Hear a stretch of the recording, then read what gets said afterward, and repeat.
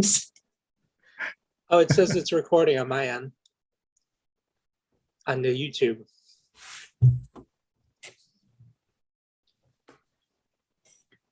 It says I'm live on YouTube. Yep. We are live on YouTube. I see us. Okay. Oh, that's awesome. We're live on YouTube? We're live. Here's your nod. Great job. Leah said she was going to nod to tell us we're live on YouTube. Is that the official nod, Leah? That was the official nod. That's awesome. Well, everybody, I'm Matthew Dillner of Lost Speedways on Peacock TV, and of course with Dirty Mo Media. Joining us, you see this little box here with me, and then I feel like I'm on the Brady Bunch. You know, you've got wherever Bobby is, Bobby Marcos, historian and associate producer on Lost Speedways on Peacock TV, and Leah Vaughn from the Dale Jr. Download and Dale Jr. Brand team is along with us. She's going to be watching the YouTube live chat, and we're going to get some questions going from you guys. We're basically here because season 2 of Lost Speedways is out. It launched July 1st. It's been a whirlwind here at Dirty Mo Media, and we're so proud of the season. And we hope everybody listening and watching has watched season 2. And we wanted to take this chance, like we did last year, to get together and kind of talk about the season, talk about some of the stuff that didn't make the show, interact with the fans. Because that's something we like doing. Dale loves doing on his show, the Dale Jr. Download podcast and streaming with Ask Junior Live. He loves connecting with the fans, and we do too. We want to know what you guys like about our show, what you don't like about it, and just talk about racing and racing history. And the reason we have Bobby on is because he's been such an integral part of both seasons, but especially season 2. He's my main man. He's one of my best friends. Bobby, season 2, what's been the reaction over there in the Marcos camp up there near the Lakes region? Well, I come from, I'm the 3rd generation race fan in my family, and my dad is a big time enthusiast, historian, journalist. He's the GOAT, one of the GOAT of historians, man. He is, yeah. And, so I was brought up in a racing household and brought up around racing history, and I really took an interest in what he was doing and carried it on to thankfully work with you and help do this show. So my parents are thrilled. They're so excited and really love the way, especially this new season came out, and all of our our local racing community are all really excited to see somebody from Northwest Indiana get to go on the show and talk about things that we know that are near and dear to our heart. So yeah, and you weren't just a historian, you were on the road with us, man. We kicked off, the fans probably don't know this, but we kicked off season 1, and it was me and this long-haired guy with the stellar beard in a huge box truck, driving from Concord, North Carolina all the way up to Maine. Dude, we road tripped the heck out of this season. No, we didn't take no flights. We hopped in box trucks and we did it old school, and learned a lot about each other and our roots and our passions about Lost Speedways. Yeah. Oh yeah. But when we were starting to kick the tires on the 2nd season of the show, and was talking to you and Micah and Mike Davis about maybe taking on a heightened role in the production of it. I remember Micah and Mike sort of talking, and you talking about logistics of getting the equipment, the cameras, audio gear, all the kit and caboodle to the shoots, and it's like, well, do we fly and then we rent, or do we try to fly the gear? What do we do? And then I remember the preliminary talks of it being put in a box truck, renting a box truck and moving everything by the road, and outside of racing stuff, I'm a touring musician, and my band, we Cloakroom, we tour all over the country. And I'm used to driving a big van filled with gear, like across the country. So I was like, well, that's something that's in my wheelhouse. I might not know how to point a camera very well or hold a microphone, but I can definitely drive a van filled with gear, no problem. So when Micah asked if that was something I'd be interested in, I jumped at the opportunity. I was like, yeah, that sounds awesome. And You Well, know, with dude, the you only had one mishap. Yeah. Which one are we describing? Which we only Wasn't have, it the first one? You almost went on a parkway or something? Yeah, well, that was an interesting journey back from Maine for sure. A When lot we of went- long trips though, talking about racing history and listening to good music. But you know, okay, the fans that are watching this, they are getting to know you through Lost Speedways, through the show, partially with this chat too. But people also don't realize that Bobby and I have been friends for a long time. Yep. Tell the fans how we met, and how this kind of journey of friendship and Lost Speedways, started before there was a Lost Speedway show, before Dale Jr. Yeah. Oh yeah. No, that's we've been friends for a better part of a decade now. And You poor thing. yeah, right. I'd say the same to you. Before I really met Matthew, like I was mentioning, I've been a musician a long time, and I went to college and I wanted to get my degree in journalism to follow in my dad's footsteps, because I mentioned my dad, he's been writing for racing newspapers and magazines since before I was born. So I was like, well, I'd like to go into that field, and I was out of college, was getting some gigs. I wrote for National Speed Sport News, and I wrote for Circle Track magazine and Dirt Late Model magazine and a few other outfits. But the thing that I really enjoyed writing about was about old tracks that were, abandoned. And I was on tour with my old band, which was called Native, and we were in Canada, and I knew I was going to be going by, which was at the time the abandoned Cayuga Speedway.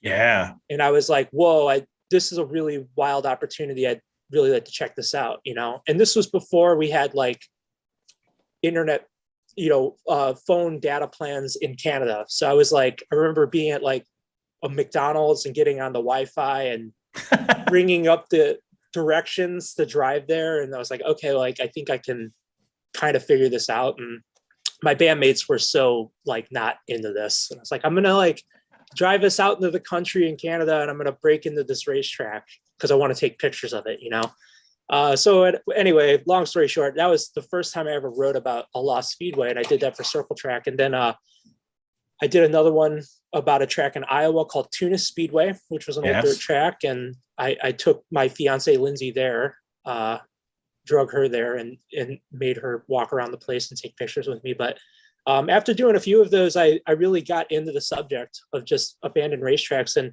started kind of going on the internet and seeing what was out there. And I came across a Facebook page called Lost Speedways, and I started looking at it, and it had this huge following. I was like, whoa, I'm like, somebody else is like super into this. This is amazing. And I started looking, and I saw, Matthew Dillner, and I'm like, oh, okay.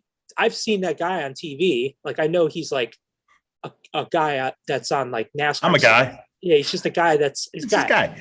But anyway, I really young me enthusiastically like reached out to Matthew and was like, hey, like, this is so cool that you have this page. Like, I love this stuff too. And like, I remember that because it's like, yeah, dude, somebody else, like, we both like the same thing. Yeah.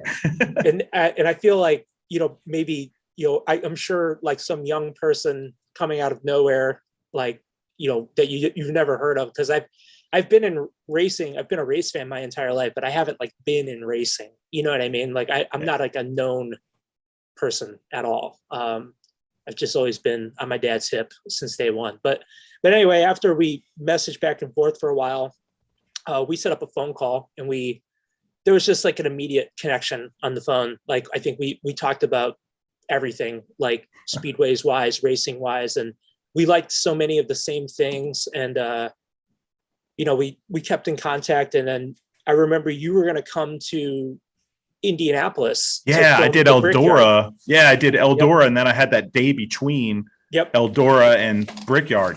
That's so you were like, let's meet. Let's hang. And I'm like, that sounds awesome. And Indy's only like a couple hour drive for me. So I drove down and, met you at the your hotel. And we went to 2 tracks that day, right? yeah, we actually met at a very small track that's like basically in the smack dab in the middle of it in McCordsville, Indiana. Yes. I think it was called Raceway Park. Yes, it was. Which is a very common name, but we got there right as they were tearing it up. Remember? Yeah. Well, they were kind of like grading it or whatever. Yep. To be more of like a walking park or something. And then we went over to check out Jungle Park, which was like, I think like started to solidify the relationship. But it was so cool too. Like afterwards, I just remember being at the trunk of the rent-a-car or the vehicle, and you showed me, you like whipped out this like this paper list of all these tracks and stuff, and I'm like totally nerding out and geeking out. I'm like, I just met this guy, but I'm totally nerding out, and we had some interesting conversations that day about what we thought would happen with Lost Speedways. Yeah, you were. I mean, I was struck like that you were. I feel like you had such a vision for this even then, and this was like 8 years ago now, where you were like, "Man, I want to like make this a TV show," and I was like, "Yeah, cool, man. Sure.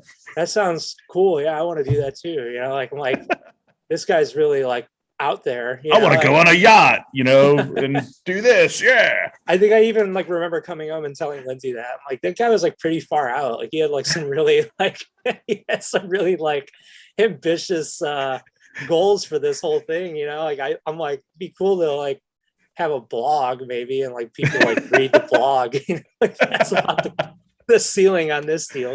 This shadow culture that we have. Yeah. But yeah, no, I'll never forget, man. Like, like I said, we've kept in touch over the years and become friends, but I remember, I hadn't heard from you a ton, and I knew you had gone to work at Dirty Mo, and I was, not to jump ahead, but I do feel like this is a great part of the story. But I was working as a delivery driver at the time, and I was kind of just hanging out at the place I delivered for and just passing time because there wasn't any deliveries up. And I got a call from Matt, and I was like, oh, cool. I haven't heard from Matt in a while. So I went out and took it. And you sound like you had just gotten done like running a marathon. You're like, dude, I just got done talking about Lost Speedways with Dale. We want to turn it into a TV show. I want you to be on it. Okay, I'll talk to you later. Bye. And you just like hung up on me. And I was like, dude, what? It was like such a whirlwind of a conversation. You threw me in like a total tailspin. And I didn't know what to think of it. But then, as time went on, it just became realer and realer. And I feel like I'm superstitious in the sense that I didn't want to like jinx it. So I wouldn't speak about it. And then I kind of like hinted at it to my buddy Jason, and Jason's like, no, dude, you got to like speak that into existence, man. He's like, own it, like speak that into the universe. And I was like, okay, cool.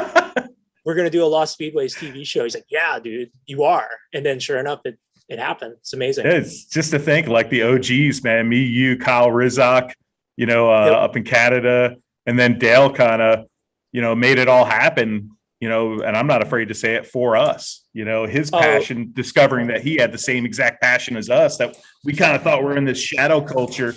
And it's like, next thing you know, Dale's like, man, that's cool. And next thing you know, I'm working for him. Then I didn't bring it up to him. He was just like, man, we need to do something. And I'm like, sure. I was just happy being employed and having a job here. And then all of a sudden he's like, yeah, man, I want to do this, and I'm like, sweet. I know that I remember you mentioning to me that Dale was into the stuff. Yeah. And I think there was a point somewhere along the timeline before you were even at Dirty Mo. I think you were still working as a cameraman. And you told me that Dale like had his own map.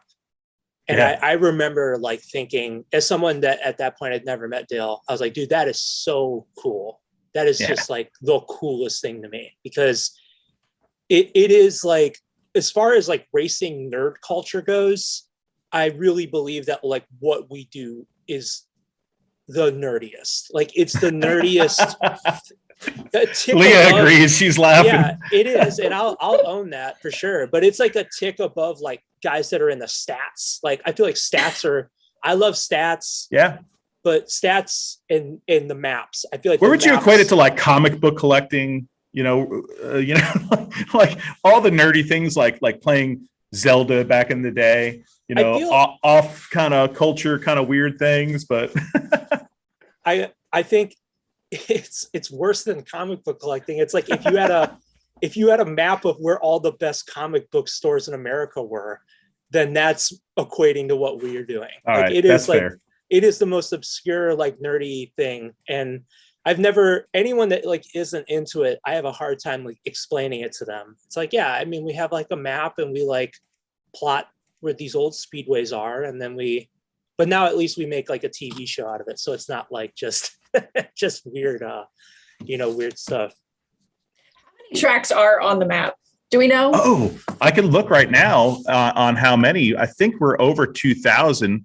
Yeah. Yeah. Oh gosh, we're way over 2,000. In the ovals with no remains, we're at 1,109, and ones with remains 1,136. So Wow. we're well over 2,000 on our active map. That we've got this map, private map, that we kind of hold close to our vest. Dale, myself, Kyle Rizak, Bobby Marcos. We've been mapping stuff for years, man, before this show even became a reality.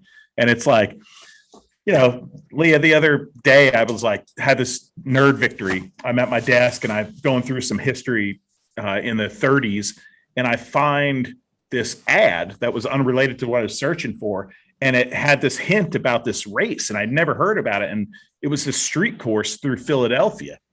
And I'm like, wait a minute, through Philadelphia, like Carrier Park or something like that. And I'm like, oh my God, I got to look at this. So I'm looking at it, and I find on an alternate page of this newspaper, I happen to find a hand-drawn map of the course. So then I take that hand-drawn map and I go into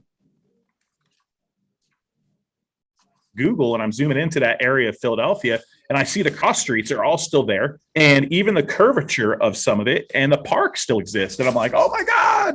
I'm like, ah! Small victory, but hey, it's history, man. We got a passion for it. And it's pretty damn real.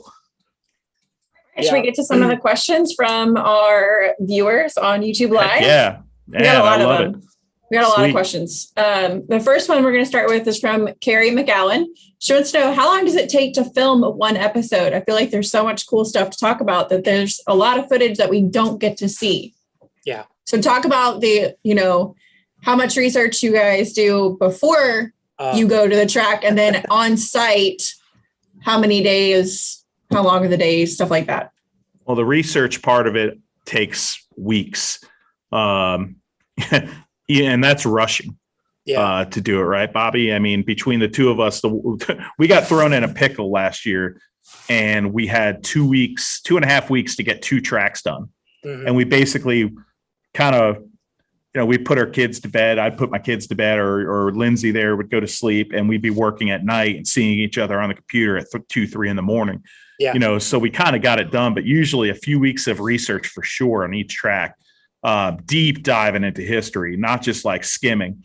And then Bobby and I, and the crew, the whole crew will get up there, and probably about 5 days, 4 or 5 days of a trip for each shoot location, and probably shooting 3 or 4 of those days. Yep. I think we usually had averaged at like 4 or 5 days. Yeah. The research period, it's intense. it takes it's like months in entirety, because there's so much to it. Like Matthew and I essentially go through like newspapers week by week, looking for results, looking for mentions of the tracks. And then from there, we interview people, and then we go into more publications. Like we exhaust it. We basically try to learn everything we can possibly know about these locations and the people that we're going to interview, just to make our stories as thorough as possible, and make sure, because I think the main thing we should say is that like we take historical racing stuff so seriously that we don't want to get anything wrong. We don't want to shortchange it, and we don't want to get anything wrong. So we exhaust ourselves in our efforts. Like we do the best we can possibly do. We talk to all the experts we can, learn as much as we can. I feel like the research end of it, it never really ends. Like I remember being on the road to film episodes and doing research. Like, we'd film all day and then I'd go back to my room after hanging with you in the lobby for a little bit. And then I'd be on my computer and maybe going through like a book or going through newspapers and working on the next track still, So, but It's insane. It is, it's a grind, but I mean, it's not really a grind when like you're truly interested in like what you're reading about. And I feel like it's like serotonin for me, like to just like sit there and digest that stuff. It gives me like superpowers, and I can walk around in the lobby the next morning and be like, actually, this race happened in 1960 and this guy won it, so it's enjoyable, but you don't realize like how much of a grind it is until you take a step back and look at it. This has brought up a couple questions on YouTube about only visiting tracks with evidence of what was there. Like we can't go to somewhere that's now a shopping mall that was a racetrack. Like the whole premise of the show is like finding stuff that's still there and all of that. So just kind of speak to that. There's a lot of questions about that. Yeah, I mean, that's a great question, actually. If there's a lot of questions about it, each one of you, that's a good one. Flemington Speedway was like one that comes to mind in New Jersey, just an incredible, unique dirt track that became in its second life an asphalt track in the national spotlight. It held some truck series race in NASCAR. And it's just such a unique place, but now it's I think it's like a Lowe's. Yeah. Part of our what makes our show cool, at least in my opinion, I hope you guys watching this think the same, is it's not just a history show. I mean, I'd love to just have this 2 hours of history, but we go and we put boots on the ground and we're exploring. It's like a exploratory journey, of going to find these places and show the tangible evidence. But then the real magic, in my opinion, is being in a turn where something great once happened and connecting it, the past and the history to, hey, we're standing right here. This is where this happened. This is where this epic moment with Ned Jarrett happened. And I think that's the kind of the secret sauce there, is that mix of exploration, discovery, and nostalgia and history. Yeah, that I think you nailed it in the sense that like it gives you have context. You know what I mean? Like, I think to go into these places and explore them at face value is cool enough. Like it's awesome to see these old tracks and see them basically left as they were when they closed, but then when you go in there and you have like the context of everything that's happened there, you get a lot more out of the experience, to look for a lot more. And unfortunately, speaking to the tracks that aren't there anymore, there's a lot, like as Matthew said, there's a lot of great tracks we'd love to do, but they just, they didn't really, obviously they were developed. And for the sake of TV, for putting this on TV, you really have to have that element of exploration. Otherwise it is sort of just, it just kind of just turns into like a documentary. I've got to totally shout out because Leah's in the chat room right now, and the chat room's got a lot of people in it, but I'm getting the group text. We've got a group text in our crew. Oh yeah. Right. And it's like our crew became a family on the road, bunch of really great people, hard workers. And some of them are watching the chat, like Micah is with Dirty Mo Media, but Ray, man, who did a lot of our lighting and they're just messing with us right now, talking about burning stuff in the fire. I don't know what that's about. Or how many Cliff Bars are stashed in that beard, Bobby? The beard's become popular on our crew, bro. Yeah, I know. No, it's a lot of. I feel like I've really married myself to this look. It's a lot of pressure to upkeep all of this with so much attention turned towards it. We got one more question before we get to a special guest who's in the waiting room, but we'll knock this question out first. This is from Daniel Burke. Do you ever want to visit a track but the landowners don't want any part of it and don't let you film? Has that ever happened to us? We don't have to say where, but okay. Yeah, we've had some reluctancy. basically now that we have a show, we can show them our intentions are pure. Our intentions are to celebrate the history of a forgotten place or a venue that's no longer. Yeah. And I think now it's a lot easier, to show people that we're not out to get anybody. A perfect example, Bobby, would be when we did Metrolina right here. Yeah. It was already in the process of it's going to get redeveloped. And we actually had a meeting with the developers, and, they bought the property and they're doing what they're doing with it. And we're like, listen, we're not here to save the racetrack. This is an insider thing here. We're not here to save the racetrack. I know it's sold. It's going to be this. We just want, for the race fans to have a little closure, and we want to put a bow on this place before it's literally knocked down. Right. We want to explore it one last time. We want to tell its story. We want to do that because there's tracks that we don't get to do that with. And that's why, like right now, Metrolina, being that I went there, when it was in, a racetrack, and Dale and his family's history there. I'm so proud of the fact that we got some closure there. Yeah. I think one thing I would like to say is that, people that own racetracks are used to bad publicity. They're used to, point. They're used to getting smeared in newspapers. They're used to getting heckled by politicians. So I think anytime somebody comes up to them and is like, I want to film a TV show here, they don't know what your intention is.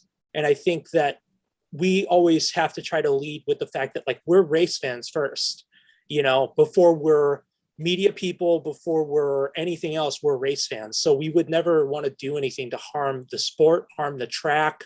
You know what I mean? Like, we're just here to tell stories. And I think that helps people kind of let the guard down and let us come in and do our thing.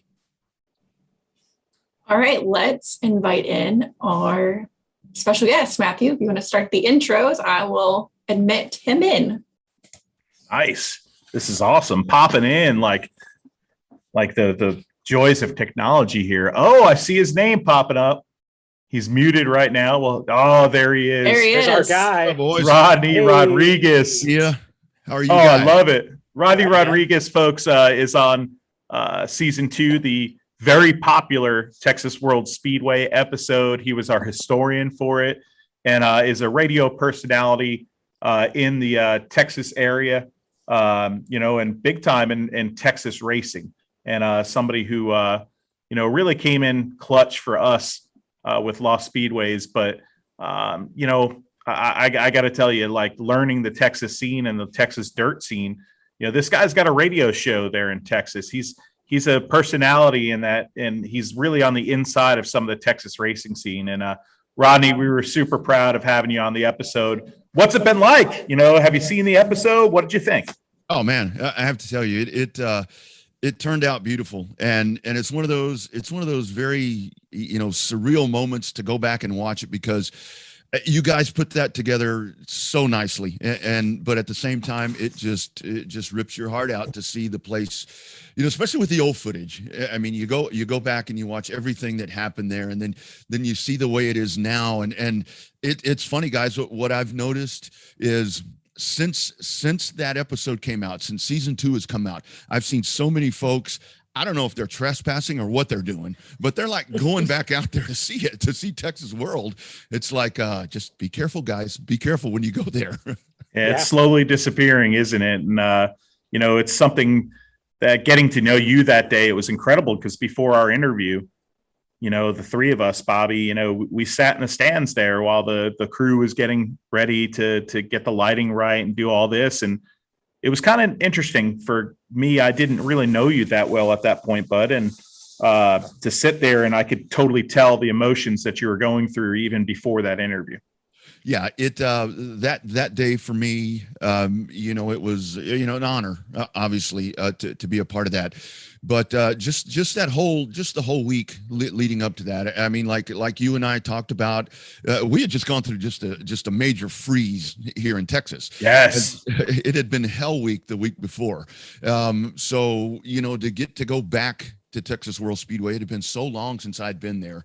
To see how the layout, everything had changed there, but just the whole ride for me, it was about 130 miles of, like I was telling you, Dilner, I listened to all the old classic country music that my dad and I used to listen to when we go to a NASCAR race or to a Texas Race of Champions or whatever it was, and just recounting all of the memories that were made at the place, and all of the superstars and even not so superstars that we got to see there. It was just a day where I really reflected, and I was very thankful to have gotten to enjoy races there, and to be a part of just this legendary place that just never hit its potential.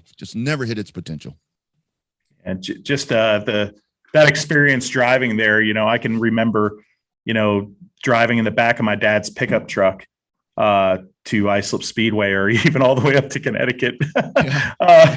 Crazy now if you think about it. And just those memories that you have.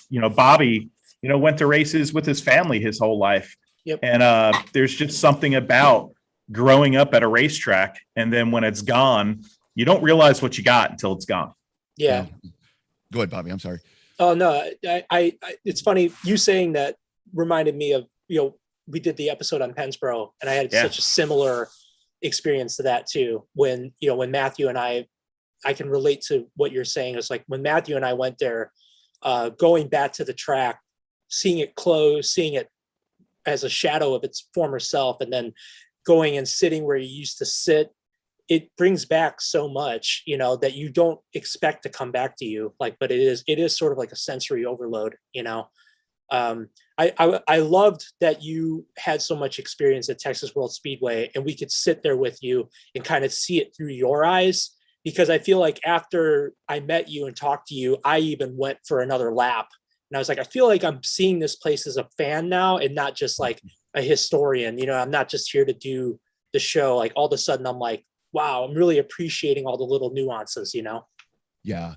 And, I really think because it has, a lot of our local racers that had the privilege to race there have reached out to me, and, just so excited, yet at the same time sad, that I think what this really did, what you guys have afforded us to do here in Texas, is to really put that closure on it. As much as we don't want to do that, we hold out hope. I think you guys did a great piece with the San Antonio track, and San Antonio folks there are holding out hope that it's going to come back. I don't think it will, but that's the thing with the Texas World. Once that episode came out and people actually saw it, that maybe didn't have an idea what was truly happening there, it really buttons it up, and it's like, it was a heck of a run. It's a story of what could have been. It's a story of one try after another and one hell of an effort, but it's just not going to happen. And it really does put closure on it. Ronnie, you've got the unique perspective. You've been there at the racetrack growing up. You've seen races there, IndyCar, NASCAR, late models. But now you've been a part of this show and kind of that closure as it's being deconstructed right in front of our eyes. I want to know, this show is aired now. I'm not in Texas. I'm in North Carolina. Okay. What has the feedback been? You're in the Texas racing scene. There's no Texas asphalt scene except for Houston really left, and the big track at Texas Motor Speedway. But what's the reaction been in the trenches? You're in the dirt Texas scene. What's been the reaction? It's been, just what I'm talking about. It's a lot of folks really, really appreciate and enjoy just the way the entire presentation was put together. Because if you go back and you watch that episode, because it takes us from the Larry Lowe Payton all the way to the end. To the housing, development coming in, and every little piece in between, and what it's done, it's rehashed memories. When David Starr is talking about the late models, and you see that passion in him, where he's talking about that, and we see the late models going by that front straightaway, and that's where, for the local race fans, quote unquote, here in Texas, that's where it's really brought back a lot of memories, and they appreciate that Texas World Speedway is really getting its reward on a very national scale as a part of just a massive, tremendous series that you guys have with Lost Speedways. And they really appreciate that, and they're enjoying that. But at the same time, there's just that sadness. There's just so much of that sadness, to where it'd be one thing, and I think we talked about this. It'd be one thing if it just disappeared. Yeah, but the way that it's being taken apart piece by piece by piece. And it's like when we have an elderly, person in the family, and we just slowly watch them, as their health goes away. That's really what we're seeing.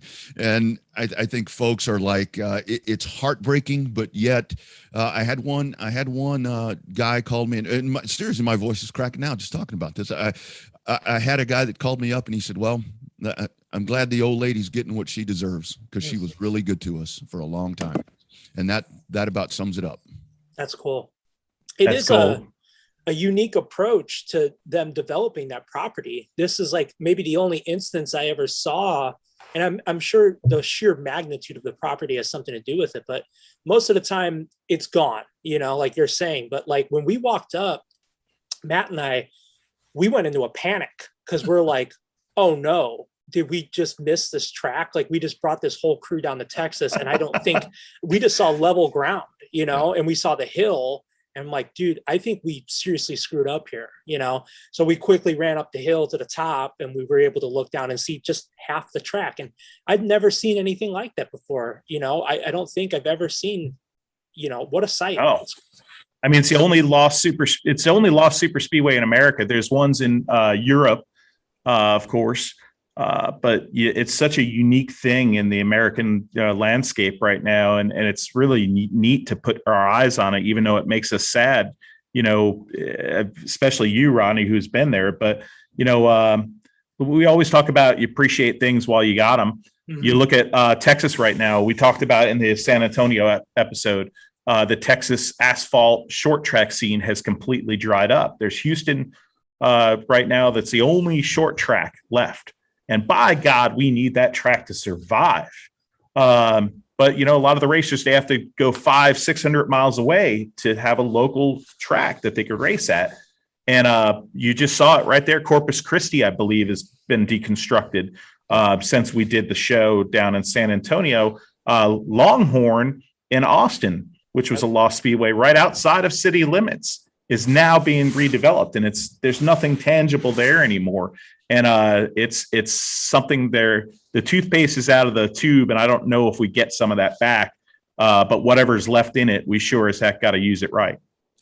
Yeah, it's a very sad tale, because it was once a very thriving asphalt state, because just all the tracks you named off there. I mean, you would do Austin and Corpus Christi, the bull rings on Friday night. You'd have Highway 16 or Pan American, whichever it was, on Saturday over in the Alamo City, and then you started the year and ended it at Texas World. And I mean, it was every week, and now it's disappeared. I mean, and I think Chris Davidson put it so eloquently in only a Davidson way in that San Antonio piece to, how he summed up what's happened here.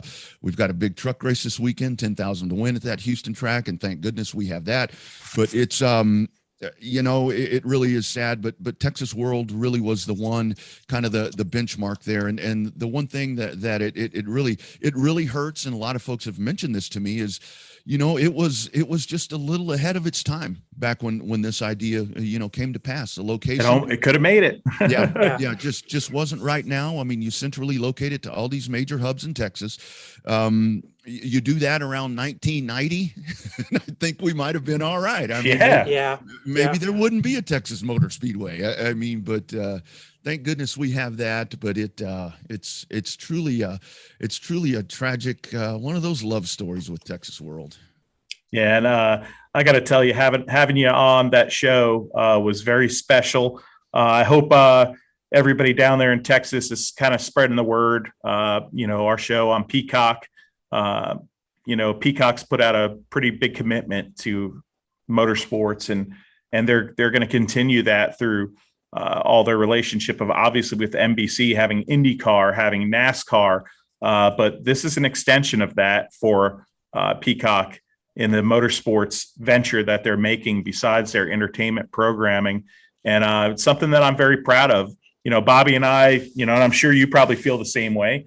Like, I was a big fan of TNN back in the day. It's because they had racing programming, Neil Bonnet's Winners, like the American Sports Cavalcade. So it was like, you instantly were like, this is my network, because they made an investment in the sport. So now it's like, Peacock, obviously in my seat, it's easy to say because, I'm blessed to be a part of it, but, they're putting it out there, doing a history show, and we've always wanted this. So I appreciate all that you do to get the word out there too, Rodney. Yeah, no, what you guys do, we're all race fans when it comes down to it. Dang straight.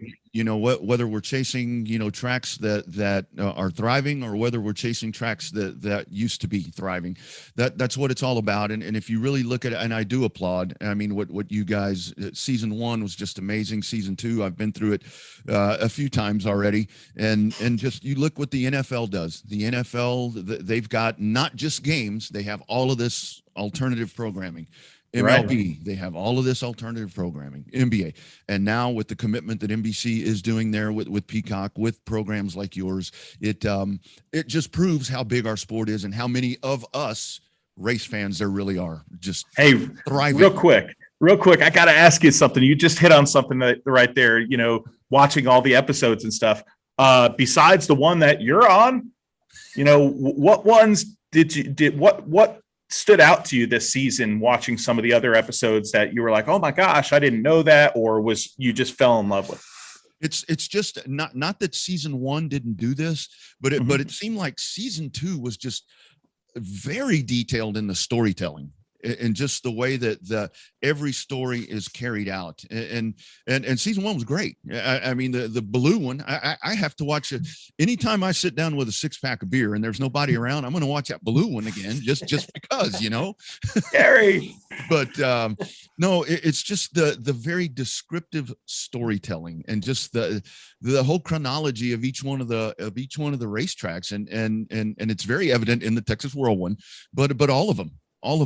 And I think a lot of it is that there's so much, because one of the things that I wondered, because when we sat there and we talked for a long time, and I'm like, so how is this going to be condensed? And I'll tell you what, man, you guys covered it all. I'm like, man, why did we sit there so long? We could have knocked it out in 25 minutes. The Texas one, I remember in the post-production process, that was the one we had to do the most cutting on. I think some of the episodes, like the initial versions that were given to us by our editor Dustin, would have been in the 30-minute ranges. Texas World was an epic. I think he gave us it was like 48 minutes. Yeah. He's like, okay, we got to cut 20 minutes out of this, and it's like, whoa, what are we gonna lose? It's a big track, it's a big story. there was just so much, a lot of broken hearts in that story. Oh yeah. And I was astounded. I like I said, when you look at it on paper, it was like, okay, this track really only operated in this little window, but then when you started reading in, it was like, whoa, so much happened here. And the stories, you need so much context to tell these stories, even like how the place was built, the story of the 78 USAC race there, and all the things behind that, how the place closed. There's just so much to it. And when you go to tell these stories, you don't want to shortchange a viewer, right? Because, you bring up one thing and they're like, wait a minute, how did that even happen? So that was a challenge, but it was a lot of fun to be able to tell the story of a place that I feel like not enough people knew about. There we go. Texas World Speedway. Somebody on the live chat asked if we kept any of those. So I got that question. It's like, did you get some of those? And I should put this behind me now. I wasn't there with them when they did that, but yeah, it was great to see Dale. That was the funniest part of that episode. We literally in like a half an hour span, just were going through buildings, Leah, and and it was like, Dale's hilarious, man. He's just like, boom. Next thing you know, you look over and I see Dale's feet and they're hanging out of a garage and he's like pulling himself through. And it's like, what the heck? He's like, come on, dude, you got to check this out. Come on in here. I'm like, hell yeah, man. I love the fact that he'll get dirty with us. And we're looking that little fun moment where, we've dragged the barrel over because we had no way to get up into this loft. And we were thinking, who knows what's up there? And but Dale loves the Explorers, which is so funny because going into this, he had never really explored a lost speedway. He was a guy that maps the speedways. He loves that, and he loves history, obviously. But he's like, I don't know about the exploring part. I've never done it, and now he seems to be falling in love with that part. just as much as all of us, you know.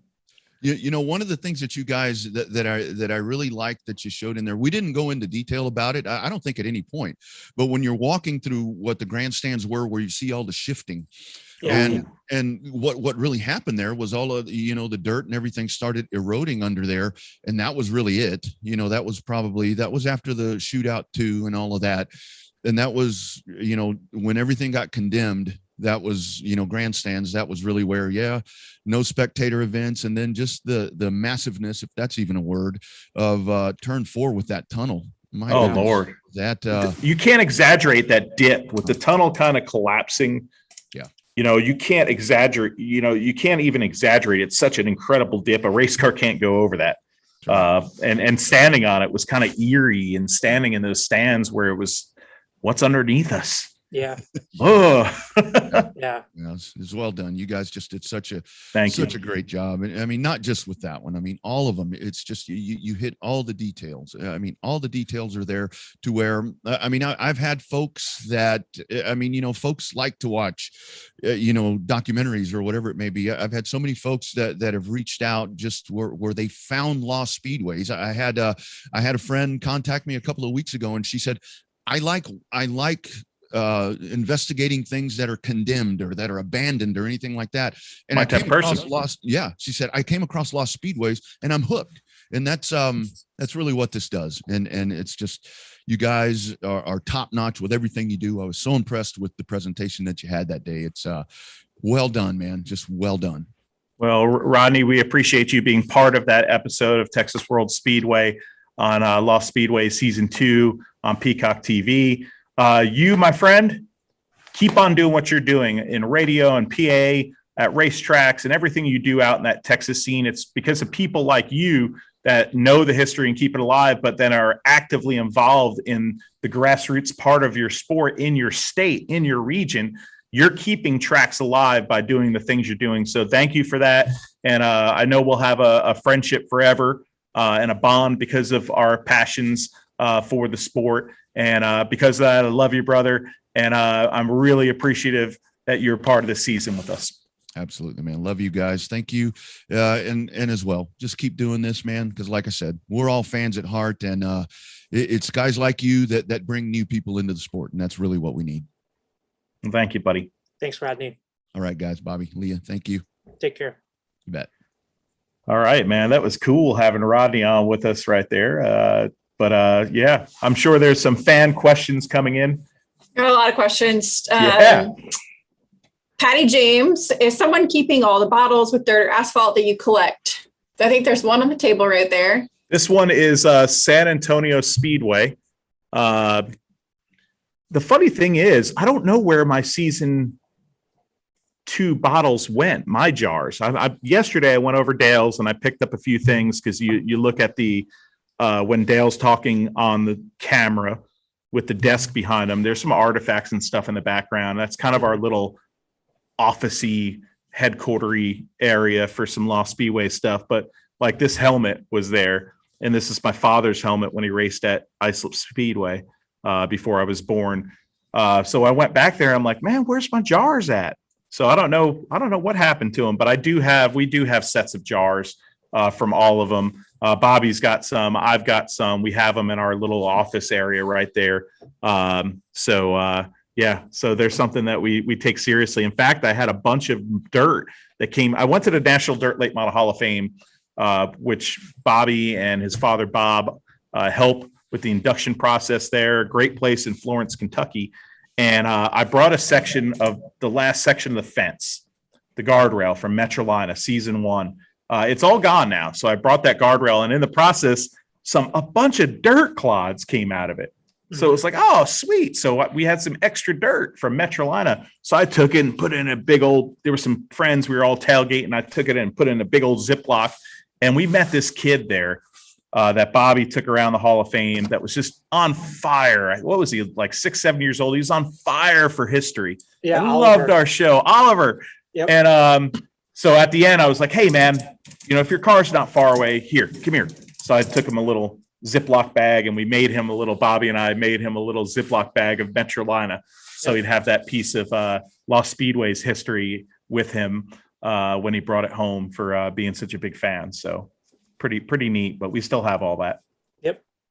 Got a question from Justin St. Louis. He works at Devil's Bowl Speedway in Vermont, and we get confused often with the one in Texas.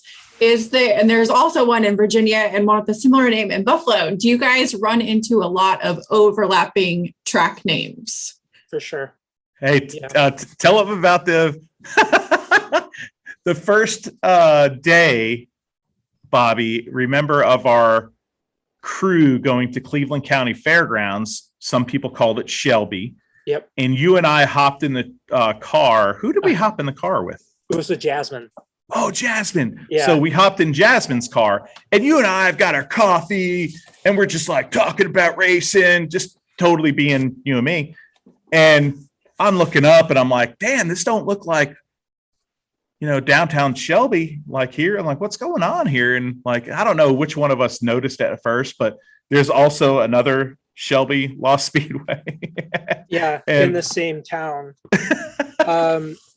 I want to get the naming right. Is it okay? So we had Shelby Fairgrounds, which is where we filmed. Yeah, which is Cleveland County Fairgrounds. What was the other track called Cleveland County Speedway? I want to say, is that right? Yeah, or it might have been just called Shelby Speedway. But yeah, it was interesting because you do have that at times. When you travel to a location, we kind of we understood when we were driving there, like, wait a minute, something's not right here. We were about 15 minutes out of the way, but that was a good blooper moment for us. We had to call the rest of the crew and be like, yeah, we took a little detour. We're going to be late. We'll be back. We went to another speedway. Yeah. Unfortunately, we've had it come up in our research where there's been tracks with the same names, and you have to kind of, check the state and make sure you're in the right location or you're dealing with the right track. It gets tricky with the newspapers too, because sometimes if I'm going through newspapers mindlessly, I might be looking at, the wrong state. That happened actually a lot with Shelby. I think there was another similar name track in Iowa too, that ran around the same time. And I was like, oh no, all of a sudden Ed Sanger is running at this place and he's from Iowa. What's going on?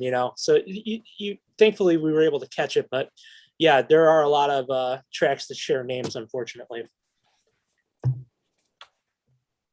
Let's see here. I'm trying to find the question I was getting ready to ask, and now I lost it. Oh my goodness. I see a good one here. If you don't mind me chiming in.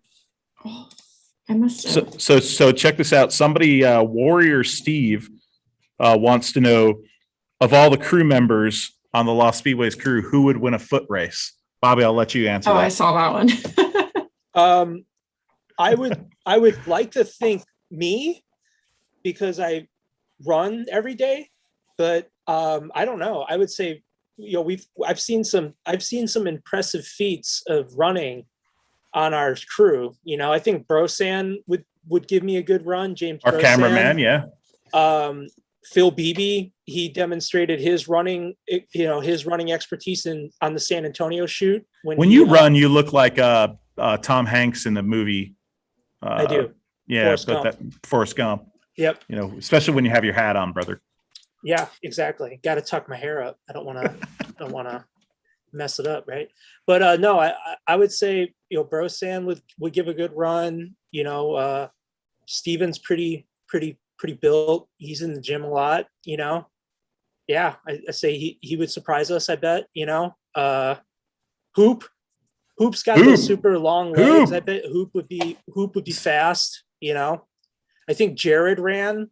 I think he told me he was a runner. He was pretty into it. I think he was a runner, like meaning like that was his position on the crew, like years ago. He was a running runner. He actually happened to run too. Keeping on the crew theme, we have a question from Close Encounters Media, which happens to be Micah. Oh, Micah, our director, our all-star director, award-winning director, by the way. Let's give a shout out to the hard-working crew, because like Dale and I or Bobby get to be in front of the camera sometimes, but it's like the people behind the scenes that make it work. Like Dustin Lee, our editor, James Brosan, our director of photography and cameraman, and Micah won some Telly Awards for the show for season 1. So all you guys that watch this are fans of the show. Those are the unsung heroes. So Micah wanted you guys to talk about how the camera guys, it's always chaotic behind the scenes, which we recently started doing the behind the scenes videos. So this, you can see a little bit of that. But talk about how they're constantly running, falling, and jumping over things. And then he said, everything seen on TV is our first take. That's interesting. Yeah, well, Micah, when we talked about it initially, I wanted the show to be as real as possible. And we didn't want to sit there and, we could make it look even better and drag lights to every angle and every part of the racetrack and make it look like cinematic.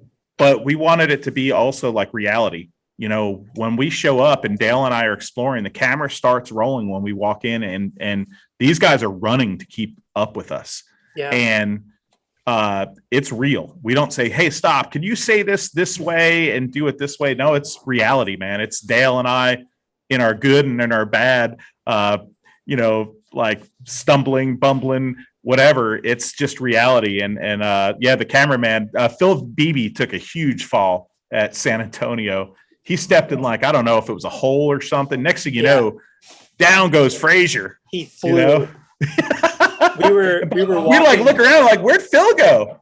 It was I caught it out of the corner of my eye. I thought that he did a diving move to kind of dive and get a close up of me, And no, he actually just fell with the camera, protected the camera. He saved the camera, which was impressive. It's just like if you're a race fan, you fall in the stands, you want to save your beer. If you're a cameraman, you want to save your camera. He did a good job. Let's talk about, this may be an impossible question for you guys, but Miss Buddy G sent it in and I'm going to ask it. What is the most interesting story that didn't make it into an episode? That's a good one. I've been thinking about that actually. Are we talking season 1 or season 2? Let's just do season 2. Yeah. Just season 2. Okay. Season 1, it's always in my head. Season 2. Ooh.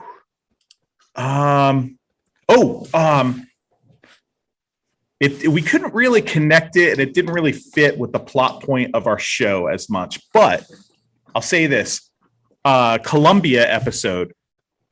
This part didn't really get put on the show, but there was a driver that won the state championship in South Carolina, I think 2 years, 65 and maybe 67.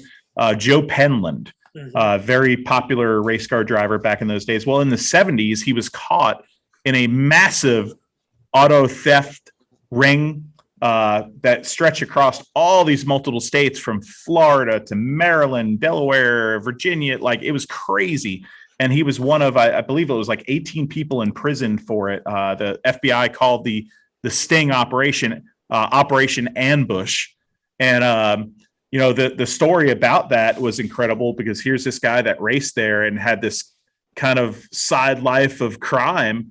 And I don't know, that was kind of an interesting deal for me for sure. And he was sentenced to jail. I think he got out in good behavior, but what piqued my interest was I also heard a story talking to his daughter and talking with our historian for the Columbia episode that he had robbed 2 banks at some point in his life too.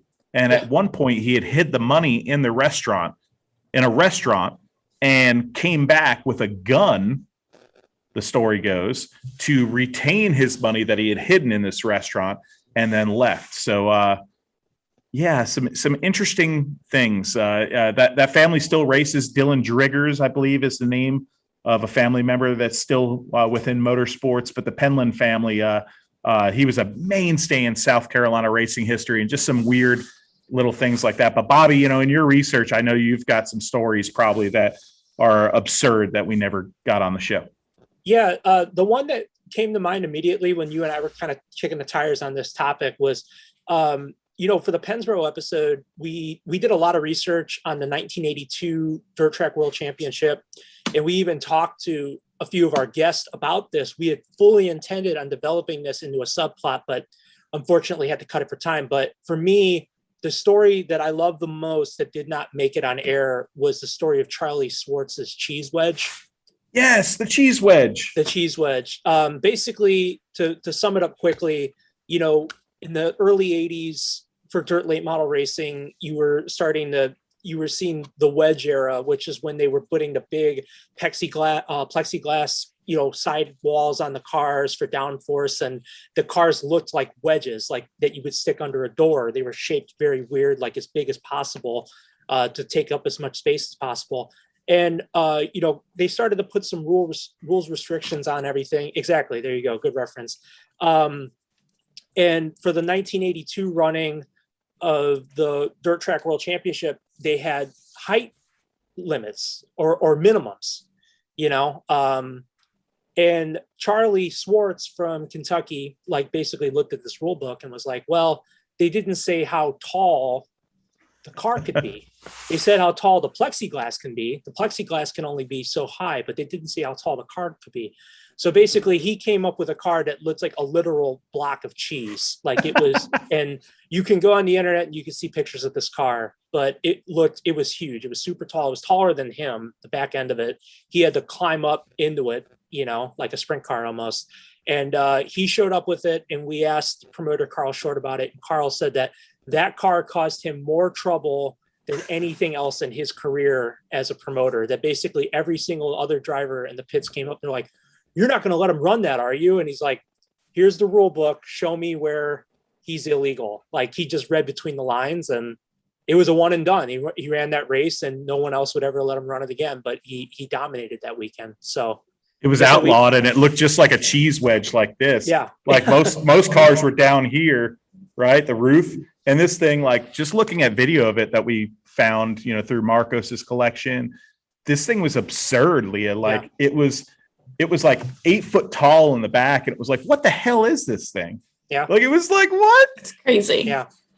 Taller, like I said, taller. It's funny seeing it in, with people around it for comparison, because it's taller than people, and somehow he made it work. But hey, you know what was a good one too, Bobby? Like history things that we found too. We found a race in 1953 that was at Cleveland County Fairgrounds, a rare double event with the AAA sanction, which was, before there was IndyCar. The AAA big cars were like one of the major forms of motorsports there was in America. We found an event in 53. This is so rare that actually had AAA and NASCAR sanctioned on the same card, which did not happen at the time. And I know that's kind of a geeky thing, but Cleveland County kind of stood out for me, the work you did, Bobby, because you actually found an anomaly in our stats too. That Grand National race in 1965 that Ned Jarrett won by 22 laps, which we thought, oh my God, we discovered, like, that's the largest margin of victory was, I believe it was Darlington that same year. It was 14 laps. Ned won at Darlington by 14 laps. And that's widely known. Like, if you watch NASCAR races, they'll tell you that stat. So we're like, oh my God, we found one that was 22. But then talking to we went and visited with Greg Fielden, the great NASCAR historian, who's become who's a friend of ours. And, he was telling us how really the statistic is measured in how many miles that Ned was ahead, because Darlington obviously is a lot bigger than Cleveland County Fairgrounds. So he was more miles ahead of somebody, but in laps, we discovered that 22 laps over the rest of the field, over the second place position. And that was just an interesting stat that we found. Yeah. It's funny, being on like social media and seeing people complain about races where people are dominant nowadays.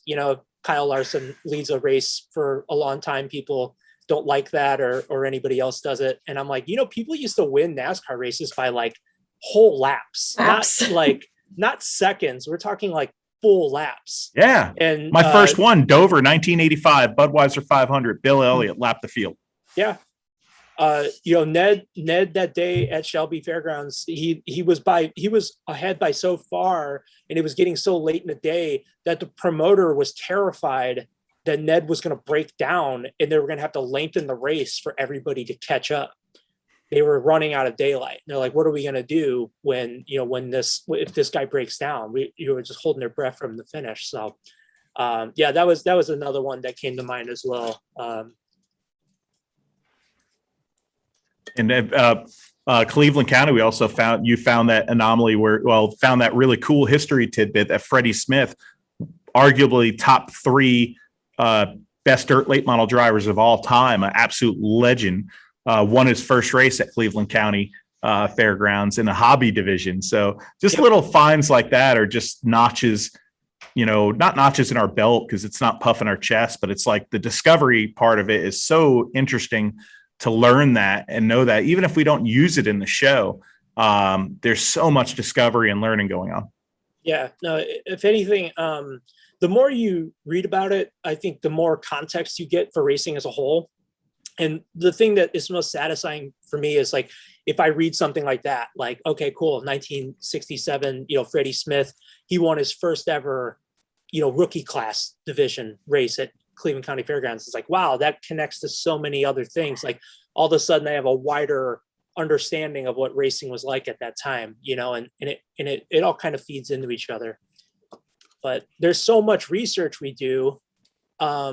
We have pages, and I'm looking at it right now. We have hundreds of pages of research, and it comes down to just be these little 30-second stories on the show, and there's so much of it that gets left on the cutting room floor that it's just rattling around in Matthew and I's brains now, Oh yeah. We could probably do like a 3-hour show about it. I mean, one of them that I noted was May of 1953 when Tim Flock won a race finished second at a race in Columbia. I wish he was one more position because back then he had a monkey in his car. Mm-hmm. So Jocko Flacco I tell my kids this story all the time. Jocko Flacco is the fastest monkey in the world.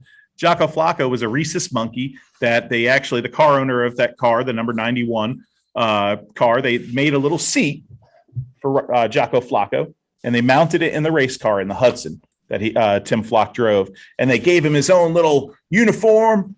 And here comes this little rhesus monkey and they strap him into the seat of the car. And history was nearly made at Columbia.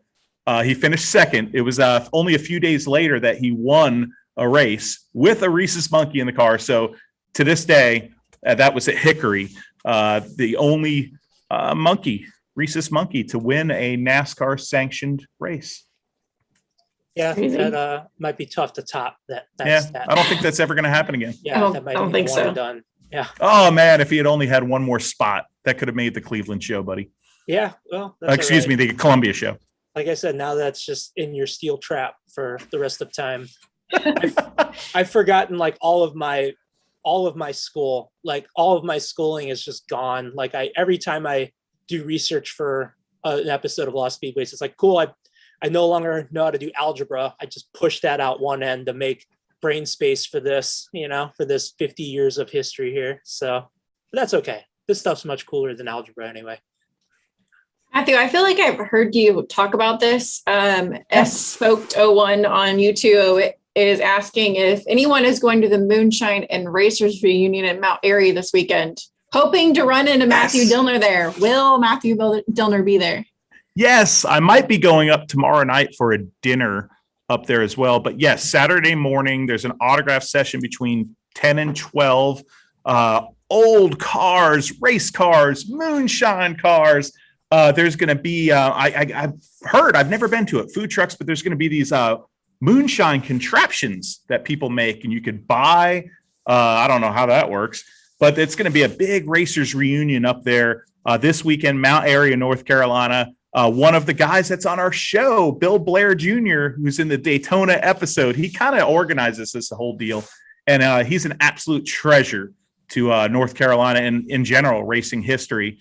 And so is like Ashley Ness. There's all these little shows, right, across the country, reunions and stuff. When you go on Facebook about some of these racetracks, there's so many people, they're beloved by these people. Well, the next week, Bobby, in West Virginia, in Pennsboro, actually at the Lost Speedway, Pennsboro Speedway, that's featured in this season 2 of Lost Speedways, they're having a reunion, the West Virginia Heritage Festival. So they're going to have all the old race cars. If you're a fan of that episode, which it's arguably my favorite of all time as far as episodes, the Jim Dunn car, the D1, is going to be there at Pennsboro. So you could go get a picture taken with it.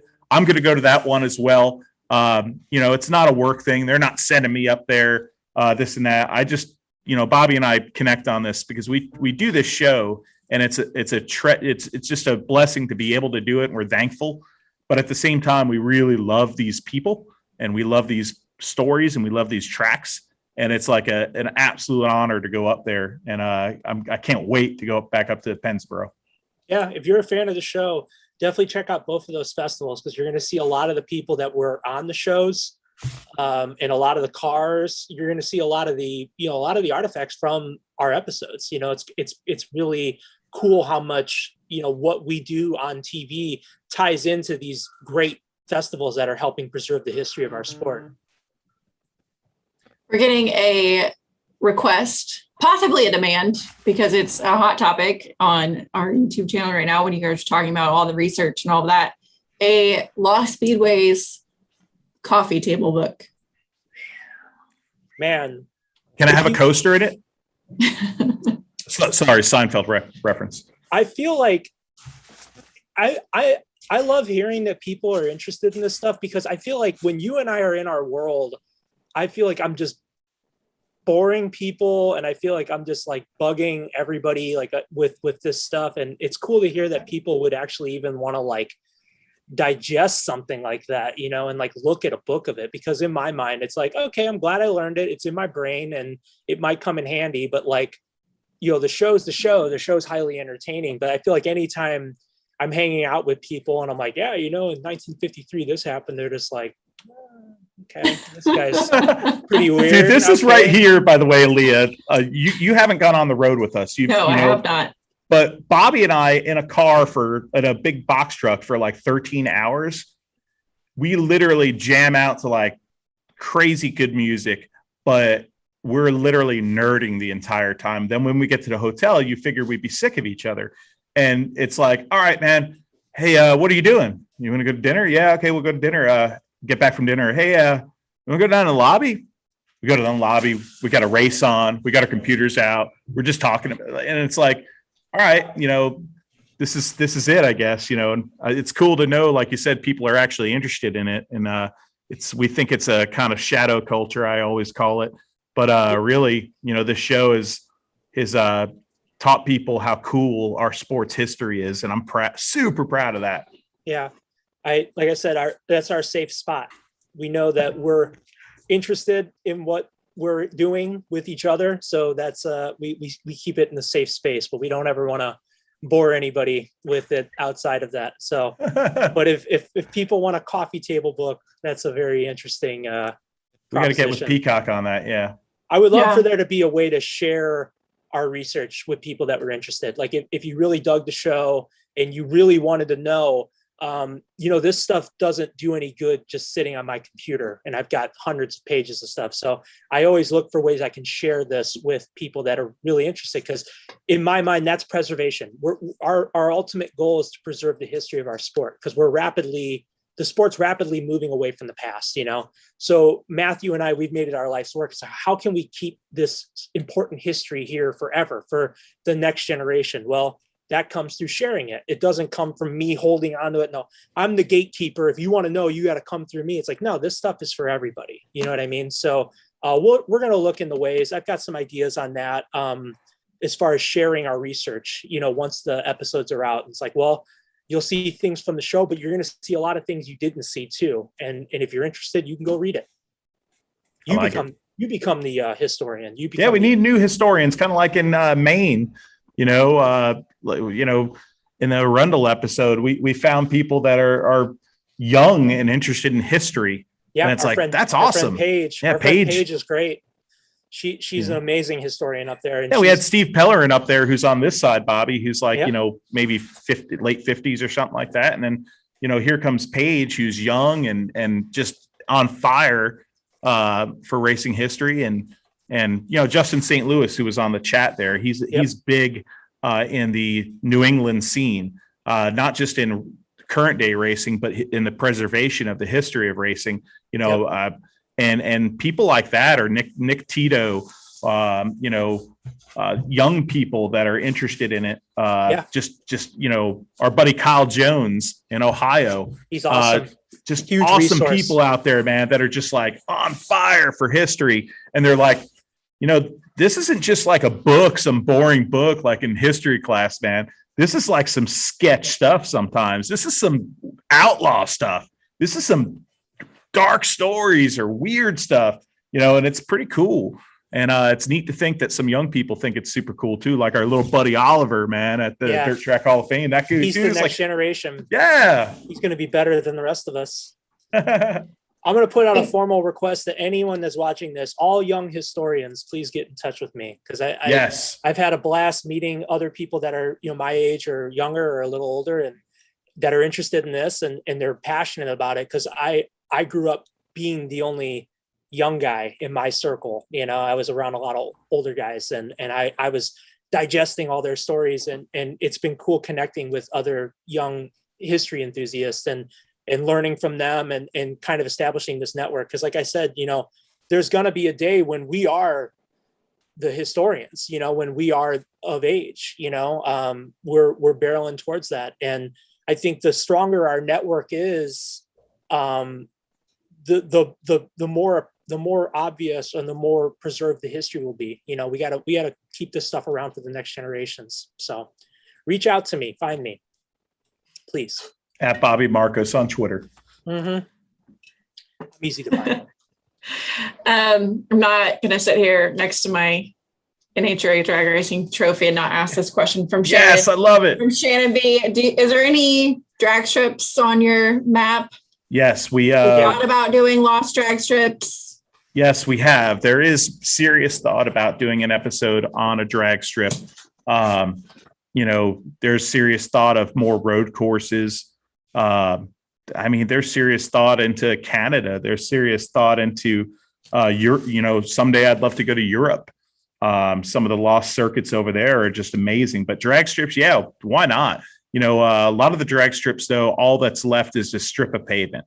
There's not big bleachers. There's not a lot of remains or buildings or the Christmas tree there. So it's a little bit more difficult as far as the exploration, but we are not closed-minded to anything. And in fact, about 3-4 years ago, Kyle Rizak, who's like, I call him the map master, dude.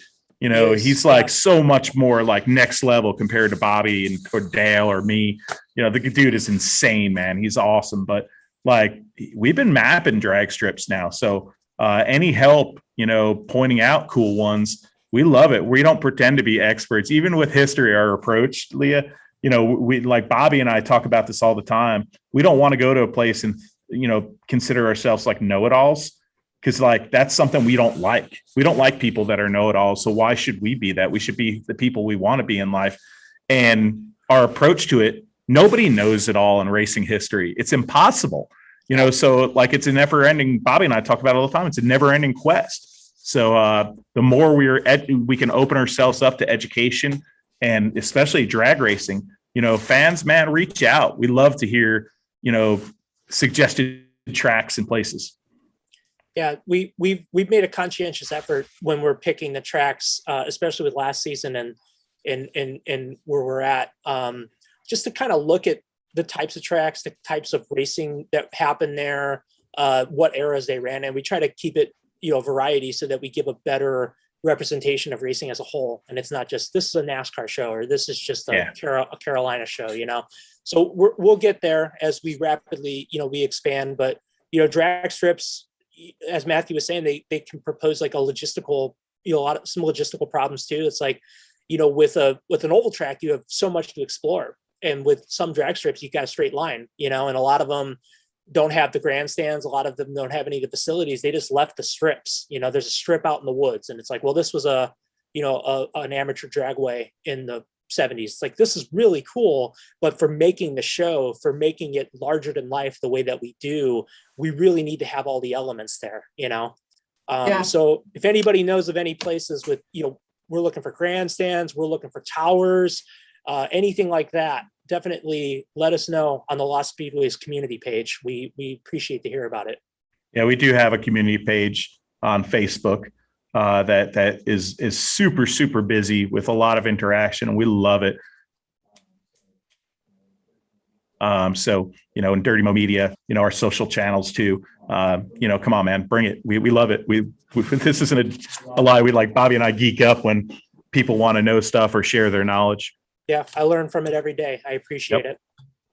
One more point before I think we close out here. Micah brought up a great point about the hospitality you guys received, especially from oh my gosh, Bentley Warren. I feel like you guys all came back from Bentley's Saloon and I was like, dang, I missed out. So just kind of talk about how everybody, treated you guys on the road. So, Bobby, I'll take this real quick. We show up to Arundel Speedway, and Mike Marceau, the property owner, and his wife Stephanie, they own the largest lobster distributor, I believe, in America, or at least on the East Coast. And they've got a food truck out there. I'm like, what is this? In a bathroom? They rolled out the red carpet. They're cooking us fried clams, lobster rolls. So if that's not enough, then Dick Bergen comes. Dick's part of the shoot. And Bentley Warren comes. You got these legends, right? Bentley Warren's a legend. Super nice guy. The most kind badass you'll ever meet in your life. And we're hanging out. This is great. Could it get much better? No, right? Episode shot. This is great. Hey, guys, last night we're here. We're going to have you guys at Bentley's, big steel building. It's like a barn, like a toy museum filled with motorcycles and race cars and just badassery. And we show up to this thing and they're cooking a lobster fest for us. Mike Marceau and them. I mean, I think I ate 5 lobster, 5-6 lobster. Bobby's a vegan, vegetarian. Like, this dude's there crushing lobster.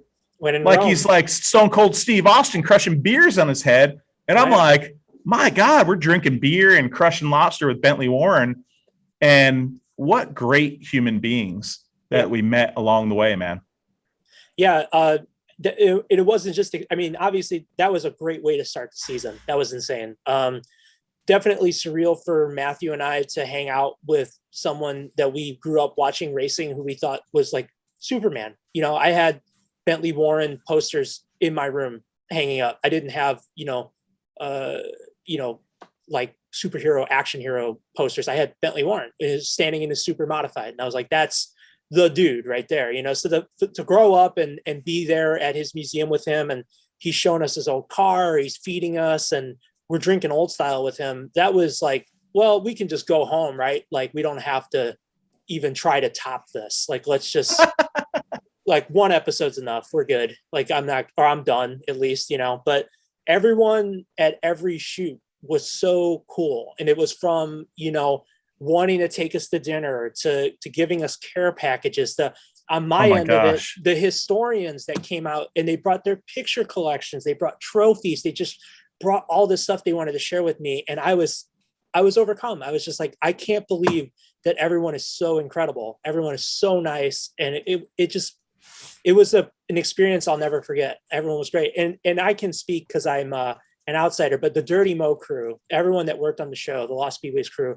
they were so, so kind. They were so incredible to me as an outsider, as somebody from Indiana that was traveling in, and I'm just Matthew's buddy. So, who's this guy, but everyone was so cool. I love the crew so much.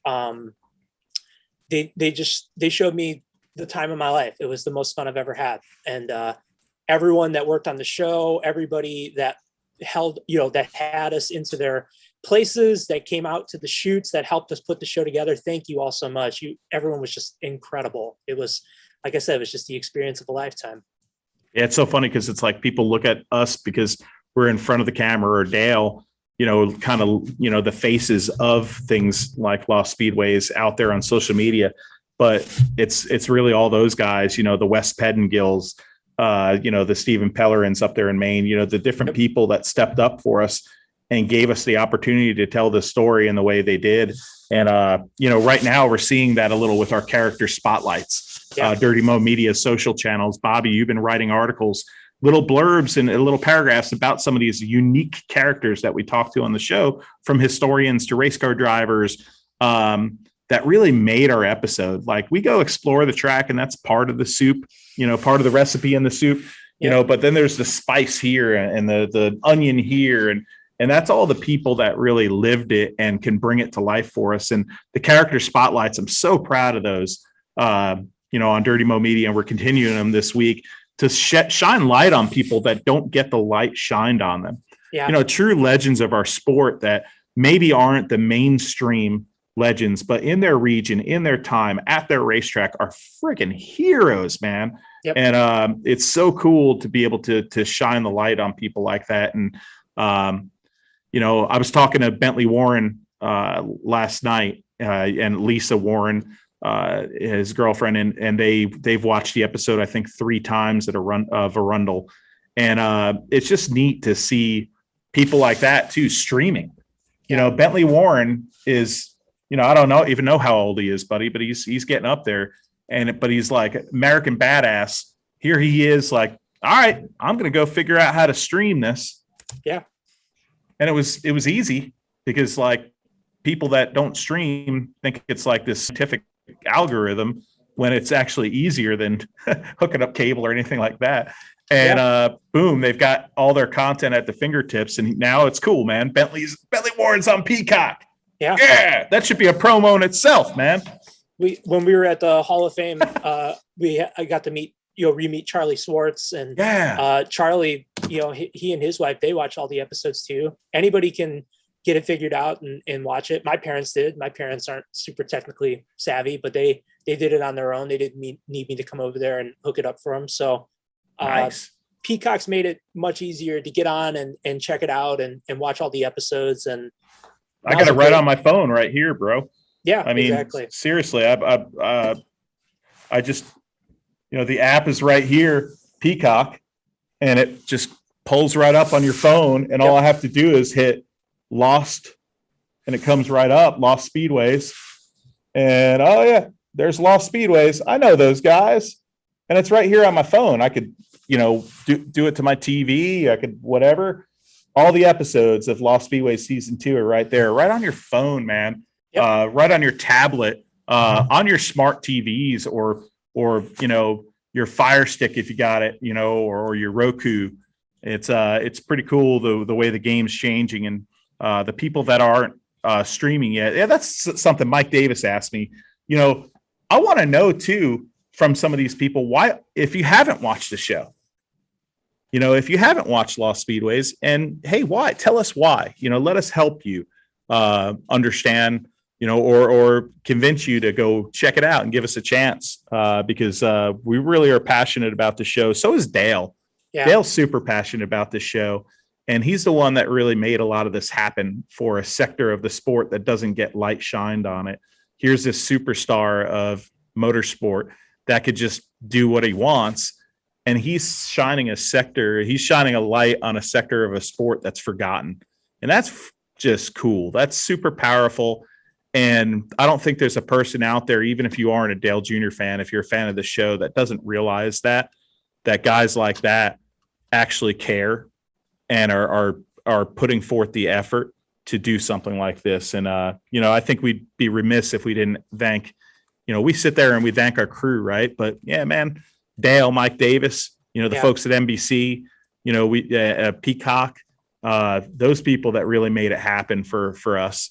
To take this shadow culture, this great part of American history that's so buried in so many ways, and actually give it a life and make it a hit TV show is special. Yeah, no, you couldn't have said it any better. I am forever grateful to Dale and Mike and to Peacock for taking a chance on this. Like I said, very nerdy culture, and giving it this, giving it the channel, the broadcast that they have. And not only that, like I said, and we touched on this earlier, but shows like ours are a big part of preserving the history of our sport. When we're all gone one day, these episodes are still going to be there. And, a lot of these tracks are going to be gone. They're going to be wiped off the face of the earth. So this will be your last chance to check out Metrolina or Texas World Speedway or, Myrtle Beach Speedway, places like that. So I'm proud of our show in that regard, that we are like a little time capsule, that we're capturing these places in this like weird little piece of time when they're there, when they are, and they'll live on forever, Metrolina, we've already seen, is gone. You can't go there anymore. So our show is the last sort of representation of it, and not only that, but we give you a little dosage of the history too. So if you've seen our show and you like it, definitely, tell your friends, please. Because, together, all of us, our viewers and us, we will be able to help do a little part in preserving the great history of our sport with a show like this. Awesome. And I couldn't say it any better myself. Proud of you, brother. You're a great friend and a great human being that I think it's great that the world is starting to learn about Bobby Marcos more than the bass player on Cloakroom, second generation historian. But all in all, a great human being with great intent, no selfishness here. We're in it because we were kids that grew up in a grandstand getting splinters in our butt watching short track racing, and there's a reason we're here and doing what we're doing, and we've had this opportunity and we don't take it for granted. So, but thank you, man. I appreciate you being on this, and Leah for doing all you do for Dirty Mo Media, and in turn our show. You're a big part of it too. So thank you. Yeah, thank you guys. Thanks for including me. This was a lot of fun. This was fun. Thanks to everybody on YouTube. Appreciate all your questions. That was fun. If anybody didn't get their questions answered, definitely feel free to reach out to me and Matthew personally, and we'll do the best we can to answer everybody's questions outside of it. Hit us up on Twitter, #Lost Speedways. Yep. Tag Peacock in it, and Matthew Dillner, pretty easy to find on Twitter, and Bobby Marcos. We love getting questions, and Dirty Mo Media, keep an eye out all week long. We've got behind the scenes content coming out, videos, behind the scenes stuff that y'all don't see on the show. That's like really kind of unique that we're going to be squeaking out there, as well as the character spotlights. Hopefully that doesn't sound like an ad. It's not meant it. We just really are proud of our content, and we're proud that, you guys are watching this too. So thank you so much from the bottom of my heart.